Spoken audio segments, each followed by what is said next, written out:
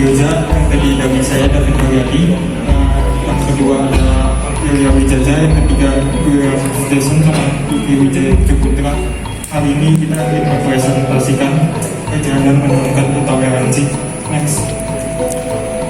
Untuk pencapaian tujuan kita ada 4. Yang pertama mengedukasi masyarakat, yang kedua melihat perspektif agama Buddhis dan intoleransi, yang ketiga mengurangi komentar negatif terhadap postingan Instagram, dan keempat membuat seluruh agama di dunia hidup berdampingan. Next.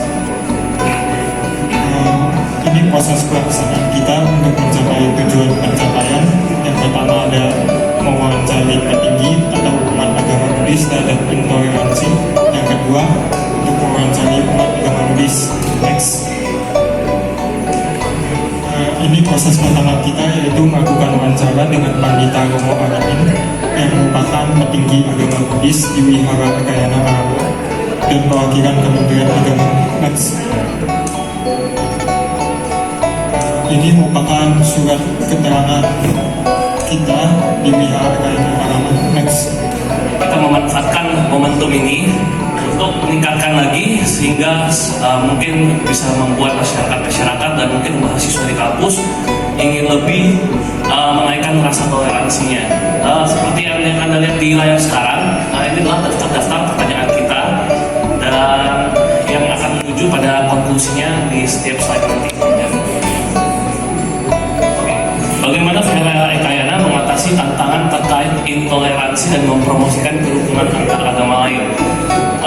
Dari perspektif Romo ini sendiri, diajarkan di agama Buddhis sendiri bahwa kita tidak boleh membalas api dengan api, melainkan membalas api dengan air. Maka dari itu statement pertama yang dia berikan adalah membalas dengan cinta kasih. Jika seseorang memberikan kebencian, maka kita tidak boleh memberikannya kebencian kembali, karena hal itu akan memunculkan rasa benci yang lebih besar lagi. Jadi kita harus membuat suasana seperti itu. Apakah Wihara Ekayana memiliki inisiatif khusus untuk meningkatkan pemahaman antar umat beragama dalam menghadapi isu toleransi? Jadi pertanyaan ini muncul karena kita sangat penasaran bagaimana agama-agama di luar sana, salah satunya agama Buddhis juga, untuk menjalin hubungan yang baik antar agama. Dan ini salah satu jawabannya dengan mempraktekkan yang diajarkan oleh agama tersendiri, melatih diri sendiri dengan cinta kasih, mengerti bahwa setiap makhluk itu berbeda. Di sini kita bisa take note bahwa mengerti bahwa setiap makhluk itu berbeda. Karena nanti itu di slide terakhir akan ada pointer yang menghubungkan statement ini. Jika kita tidak bisa mengalahkan diri sendiri, kita tidak mungkin bisa mengatasi masalah seperti intoleransi. Kita harus melatih diri sendiri. Itu adalah salah satu apa. Dan seperti kita harus melatih diri dan mempertunjukkan sikap toleransi. Ketika ada hari raya agama lain, kita harus mengucapkan, tidak harus, cuman bisa kita menunjukkan sikap toleransi kita dan mengucapkan congratulations atau selamat kepada agama-agama lain di luar sana.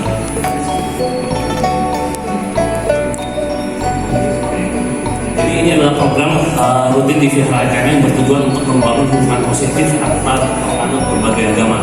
Jadi Wihara Ekayana sudah termasuk suatu organisasi di mana mereka semua agama berkumpul. Acaranya ada 9 memperkenalkan agama masing-masing agamanya. Jadi Romo ini sendiri sebenarnya adalah salah satu perwakilan dari Kementerian Agama juga. Jadi dia ada berkecimpung di dunia Kementerian Agama, di mana dia spill bahwa dia juga sering melakukan meeting dengan para petinggi agama dan saling membahas untuk webinar yang dimana webinar itu bisa meningkatkan toleransi. Jadi bagaimana Wihara Ekayana mendukung hak-hak keagamaan dan kebebasan berkeyakinan bagi semua orang di sekitarnya. Jadi tidak Wihara Ekayana tidak ada larangan orang yang beragama lain datang ke wihara ikut ibadah. Di mana tanggapan tentang maraknya kasus pembubaran ibadah di masyarakat. Jadi jika Anda mengetahui bahwa sering ada maraknya kasus pembubaran agama, contohnya itu agama Kristen, agama kemarin ada satu gereja yang dimana mereka saat beribadah pernah dibubarkan. Jadi ini kita bertanya dengan Romo terkait kasus seperti ini. Jadi kesimpulannya sebenarnya persekusi itu memang sebenarnya terjadi, cuma kita harus membahasnya tetap dengan kedamaian dan ketenangan dalam masyarakat. Lalu pertanyaan selanjutnya itu, apakah upaya menghadapi aksi intoleransi terhadap agama Buddhis melalui internet. Umat Buddha seluruhnya bisa melakukan atau mempraktekkan toleransi agama karena mereka harus mencermin kepada diri sendiri bahwa dengan bermeditasi mereka harus tahu membedakan apa yang benar juga yang salah. Lalu, apakah agama Buddha pernah menggunakan internet untuk menyebabkan ajaran Dharma untuk mengurangi intoleransi? Jawaban romonya itu banyak organisasi Buddhis yang telah memanfaatkan media sosial Instagram untuk membagikan ceramah, tulisan quotes, dan bagaimana cara melakukan praktek meditasi yang dapat mengurangi intoleransi terhadap agama lain. Jadi yang tadi saya bilang, yang ada poin terakhir bukan adalah dimana saat tidak boleh terlalu mengkastakan atau kita harus mengerti bahwa setiap orang itu berbeda. Jadi ini ada satu cerita unik ya. Saya menanyakan Pak Romo tentang agama Buddha. Katanya itu agama Buddha itu bukanlah sebuah agama yang benar seperti ada Tuhannya. Agama Buddha itu mereka the way of life atau filosofi. Jadi dia mengajarkan bahwa kita tidak boleh terlalu melekat pada agama. Apapun yang terlalu melekat itu akan korup. Jadi kita akan terkorup oleh hal tersebut. Jadi ini statement yang sangat menarik menurut saya dari beliau. Dan kita tidak boleh terlalu fanatik. Ketika kita terlalu melekat, jadi kita harus terlalu fanatik. Jadi Romo sendiri mengajarkan apapun termasuk agama. Ketika kita terlalu melekat, itu akan membuat diri kita sendiri juga menjadi korup dan terlalu terhanyutkan dalam hal itu. Jadi kita harus belajar bisa menerima dan juga bisa melepaskan. Ya, jadi jangan terlalu menganggap agama itu tidak terlalu benar. Jadi selanjutnya bisa dijelaskan, Mas Dewa.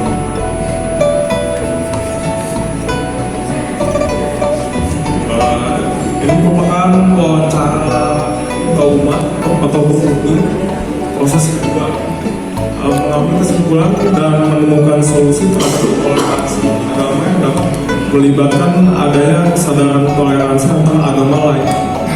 Daftar pertanyaan yang kita ajuin yang pertama ada seberapa sering Bapak, Ibu, atau Cici atau Kakak melihat postingan Instagram yang mengarah kepada penghinaan agama.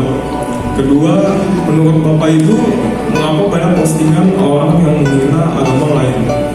Ketiga, menurut Bapak Ibu, apa solusi terbaik agar postingan negatif tersebut bisa dikurangi? Next.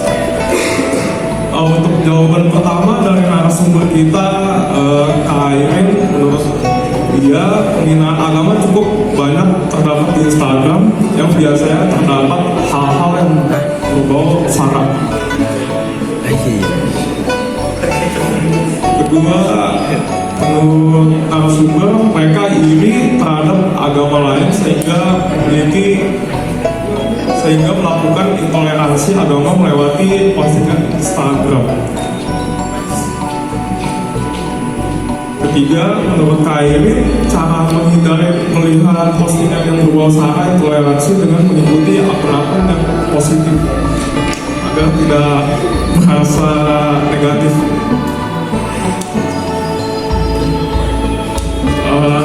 Ini untuk narasumber berdua sama aja pertanyaannya kayak sebelumnya. Cuman ini dari Cistemani, dia jarang melihat postingan yang mengarah ke penghinaan agama di Instagram.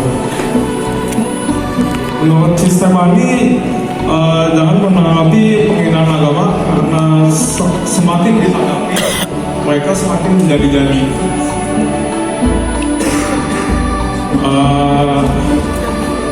Ini solusi untuk agar mengurangi intoleransi agar sistem ini lebih ke diri sendiri dulu, memperbaiki diri sendiri, bagaimana kita bersikap dan menanggapi.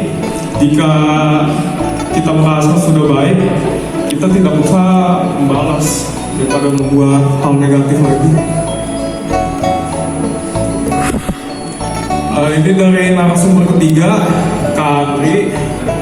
Menurut dia intoleransi itu terjadi kebanyakan dari unsur politik, sara dan agama dibandingkan dengan yang lainnya. Sekian presentasi dari kita.